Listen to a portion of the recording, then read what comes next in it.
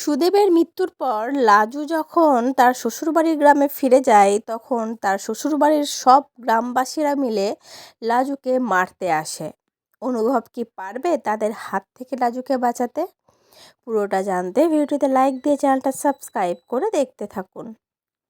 কোণে দেখা হলো সিরিয়ালের আগামী পর্বে আমরা দেখতে পাবো লাজু যখন তার শ্বশুরবাড়ির গ্রামে ফিরে আসে তখন লাজুর শাশুড়ি লাজুর দিকে আঙুল তাক করে বলতে থাকে, মানে গ্রামবাসীদের উদ্দেশ্য করে বলতে থাকে, এই মেয়ের কি শাস্তি হওয়া উচিত তোমরাই ঠিক করো। এ আমার ছেলেকে খেয়ে ফেলেছে, ছেলের জীবনটাকে নষ্ট করেছে, তোমরা এই মেয়েটাকে শাস্তি দাও। তখন পাশ থেকে একটা মহিলা বলতে থাকে, এই মেয়েকে এই গ্রামে রাখাই উচিত না, গ্রাম থেকে একদম তাড়িয়ে দেওয়া উচিত।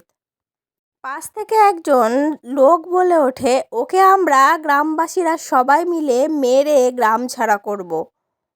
তখন সমস্ত গ্রামবাসীর লোক লাজুর দিকে তেড়ে যায় লাজুকে মারতে।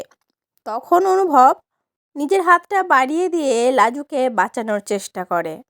আর তখন অনুভবের পাশে এসে দাঁড়ায় লাজুর ননদ দীপা আর লাজুর বৌদি, মানে লাজুর জা। কিন্তু এ কজন মিলে কি গোটা গ্রামবাসীর হাত থেকে লাজুকে বাঁচাতে পারবে তারা? কি মনে হচ্ছে তোমাদের বন্ধুরা? অবশ্যই কিন্তু কমেন্ট করে জানিও। আর তোমাদের কি মনে হচ্ছে সুদেব সত্যি সত্যি মারা গেছে, নাকি পুরোটাই অভিনয় করছে লাজুকে শিক্ষা দেওয়ার জন্য, লাজুকে তার শ্বশুরবাড়িতে আবার ফিরিয়ে আনার জন্য? তোমাদের কি মতামত সেটাও কিন্তু কমেন্ট করে জানিও।